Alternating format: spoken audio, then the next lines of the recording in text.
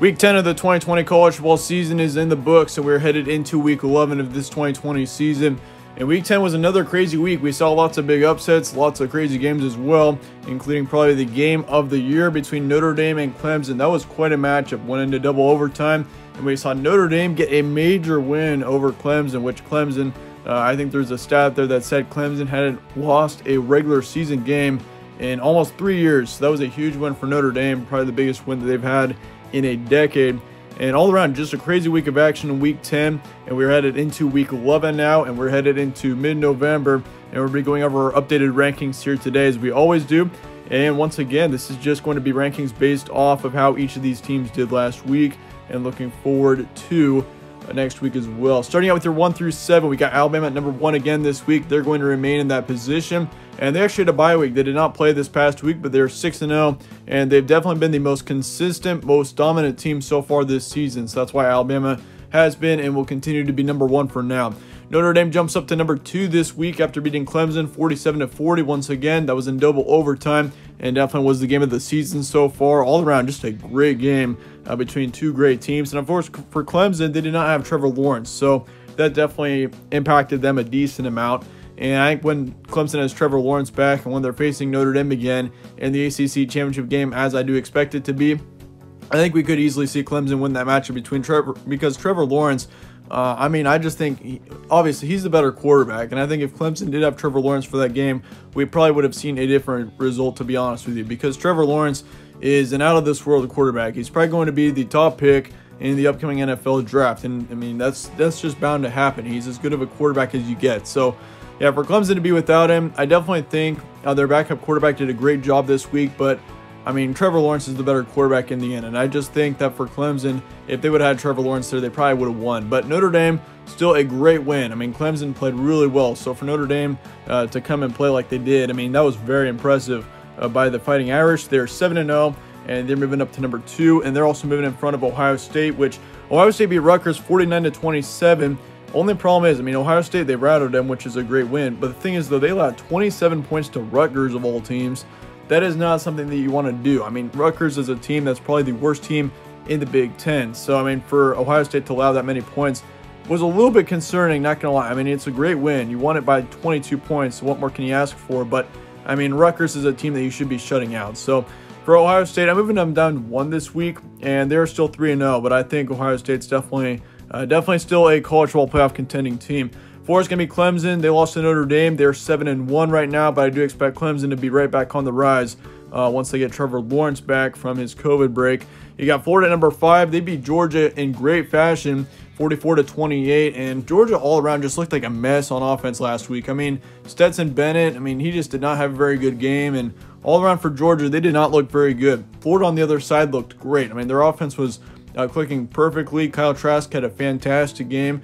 Florida all around is looking really good right now, and ever since that Texas A&M loss that they had a few weeks back, they've been looking really good, and that's why Florida is ahead of Texas A&M here. I did get a couple of questions last week as to why I had Florida over Texas A&M last week, which last week I probably should have put Texas A&M in front of Florida, but this week Florida definitely should be in front of Texas A&M, I think. I mean, Texas A&M did have a great win over Missouri, 41-17, but Florida, they've got a way better win than Texas A&M does. I mean, Florida, they beat Georgia 44-28 in great fashion. Florida's got more momentum right now, and they're looking much better than they did at the beginning of the season. Florida has been improving a lot lately, and I think Florida definitely is worthy of a top 5 position right now, which they're 4-1 right now. They're definitely looking like a team that could go on to win the SEC East and represent that division in the SEC Championship. It would not surprise me a single bit to see them in that game, because obviously Florida and Georgia is a huge game every single year because of one reason, and that reason is because the winner of that game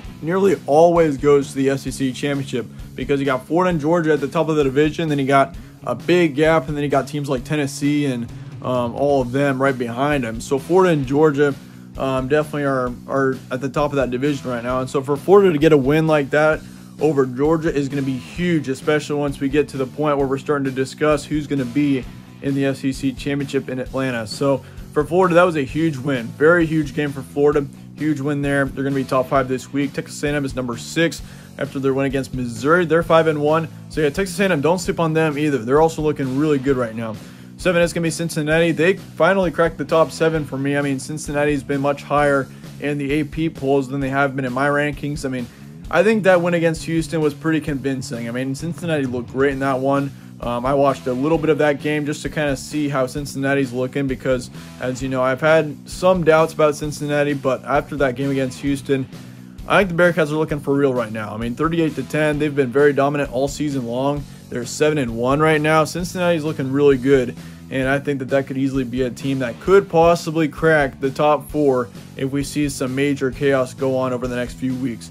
Moving on to 8 through 14, we've got BYU in the top 8. They blew out Boise State 49-10 on Friday night. That was a huge win for BYU. I mean, they're looking for real as well. I mean, if you look at the games that BYU's played so far, they've been extremely dominant over every single opponent except for one. They've only had one close game so far this season. BYU is looking very good right now. They're 5-0. Actually, I think they're a little better than 5-0. That record is wrong right there, but yeah, 49-10. That was an excellent win for Boise State. They're moving up 2 this week to the number 8 position. Oregon is going to be number 9, and they're jumping up 4 positions this week after their win against Stanford. 35-14 was the final score there. But Oregon this season is also looking pretty good. I mean, there are a couple of question marks as to what the quarterback situation was going to look like, but I mean, Tyler Shaw looked great at quarterback against Stanford. So I think if he can play that way for the rest of the season, I think Oregon will be just fine, and they should be a top 10 team. Obviously, the Pac-12 season is really short, so I don't think Oregon's going to be able to make it into the college football playoff, even if they do win the conference undefeated. But once again, we'll have to see what happens. They're going to have to be extremely dominant over the next few weeks if they're going to be a title contending team. They are 1-0 though, and they're looking really good. Indiana's coming in at number 10, and who knew that we'd be seeing Indiana as a top 10 team right now? They're 3-0, and they beat Michigan 38-21. That was a huge win for the Hoosiers there.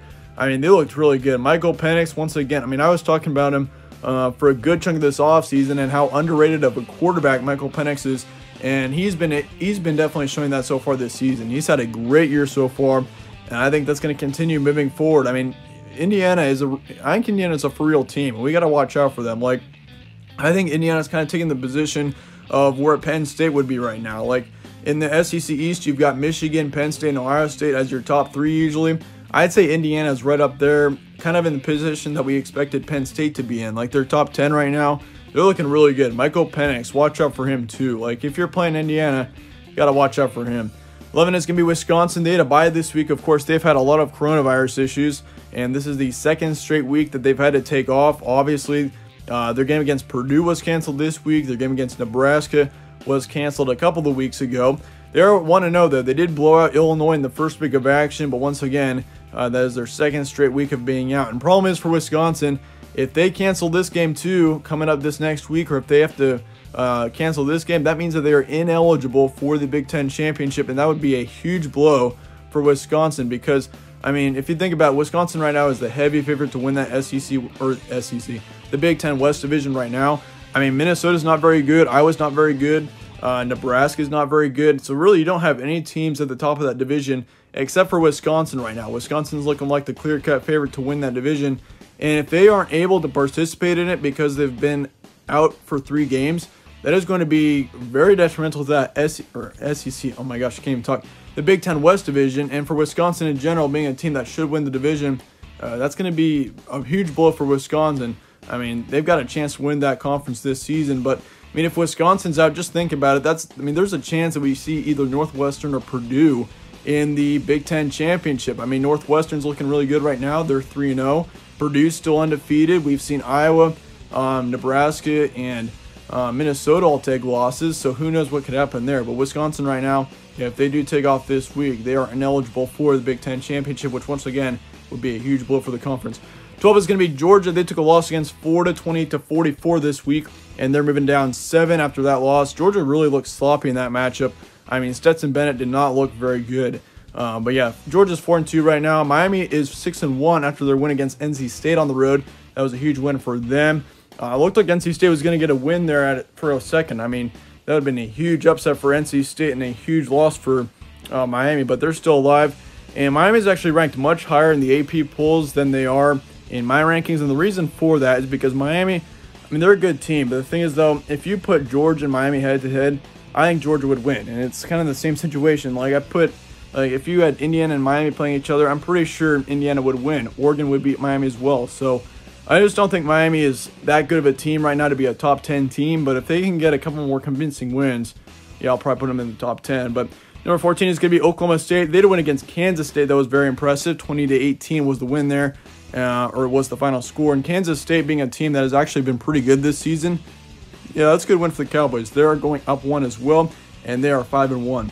Move on to 15 through 21. Really, nothing has changed here from last week to this week. And the main reason for that is because all of these teams got pretty good wins between 15 through 21. I mean, Iowa State does move down 1.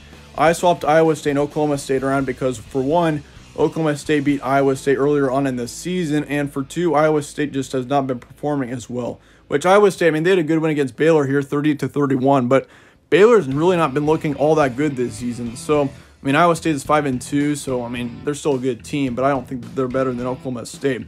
Oklahoma's coming in at 16 after their dominant win against Kansas, 62-9 was your final score there. Oklahoma is looking like they're back on the rise after their really slow start to the season. They're 5-2. USC got a win over Arizona State at last second, 20-27. That was huge. I mean, Arizona State, it looked like they're going to win that game for a good chunk of that last half of it, which I think Arizona State was up like 28-17 or something like that with only a couple of minutes left. So it was a huge comeback for USC, but they survived. They got a win there. They're 1-0. Auburn had a bye week. They're 4-2, and they're staying in the same position. Coastal Carolina comes in at 19 after their somewhat mediocre win over South Alabama. 23-6 was the final score there, which, I mean, it's South Alabama. I mean, if you're a top 20 team, you should be beating South Alabama by more than 20 points. Like, I mean, that was only a 17-point win there for Coastal Carolina, which South Alabama being a team that's probably one of the worst teams in their conference. Yeah, Coastal Carolina should have won much better than that, but still, they're 7-0. They're undefeated. They're looking like a good team right now. 20 is going to be Texas. They beat West Virginia 17-13. Good win there for the Longhorns. They're 5-2. And then SMU beat Temple 47-23, and they're 7-1 right now as well. So SMU is looking pretty good on the flip side as well. So that's how it looks for 15 through 21. And lastly, moving on to 22 through 25, we got Marshall at 22. They had a huge win over UMass 51-10. And Marshall's actually really hyped up in the AP polls, or in the coaches poll as well right now. I mean, you'll see Marshall like at 16, I think now. I mean, Marshall's not convinced me yet that they're a good team. I mean, they had a blowout win over UMass, but UMass is UMass. UMass is probably the worst team in the FBS, and pretty much any team could put up 50 points on that terrible defense. So for Marshall, I mean, they're a good team. They're 6-0, but they got to get a couple more convincing wins for me to push them into the top 20 for now. 23 is going to be Northwestern. They beat Nebraska 21-13. Final score there. Huge win from Northwestern, and suddenly the Wildcats are looking like the best team in the Big Ten West right now. And once again, if Wisconsin stays out another week, that puts Northwestern in a great position in the Big Ten West to possibly win that division because, I mean, Wisconsin, there's really no motivation for them if there's nothing for them to look forward to at the end of the season. So that puts Northwestern once again in a great position to win the division if Wisconsin stays out this week. But once again, they're 3-0 and also looking like a great team. I mean, the Northwestern offense is looking great right now too. Watch out for them moving forward. 24 is going to be North Carolina. They come back into the rankings this week after their win against Duke. 56-24 was the final score there. They're 5-2, so I'm going to give them another shot in the top 25. And lastly, 25 is going to be the Liberty Flames. Who knew that we would be seeing Liberty of all teams in the top 25? And I think they people did have them in the rankings last week. I did not, but I do now. They're 7-0, and that was a pretty good win over Virginia Tech. Like, honestly, I mean, if you watched my game day show on Saturday morning, you'd see that I actually really thought Virginia Tech was going to get the win there. Like, I was pretty confident that the Hokies would win over Liberty on Saturday, and Liberty ended up really surprising me, and they had a great game, had a huge win there, 30-35 being the final score there. So Liberty, I think, I mean, being 7-0, they're kind of similar to Coastal Carolina, where I think, I mean, there's a chance they are for real. Your first five out this week, 26 is going to be Washington, 26 is Utah, 27 is Washington, 28 is going to be Army, 29 is Purdue. Yeah, Purdue is going to be a first five out team this week. I mean, Purdue is 2-0. They're undefeated, and they're looking halfway decent right now. And 30 is going to be Appalachian State. For the teams that dropped off after last week, we saw Michigan, of course, take a loss this week. They're moving out of the rankings. Same thing with West Virginia, as the Mountaineers lost to Texas last week. So, but yeah, that being said, that represents my college football rankings for week 11 of the season. Let me know your thoughts in the comments below on these rankings. Let me know if you change everything else I'll try to get back to as many of your guys' responses as I can. But once again, thanks again for watching. Show some support on this video if you liked it. And yeah, thanks again for watching. Stay tuned for more from All Sports Central, and I'll catch you all later.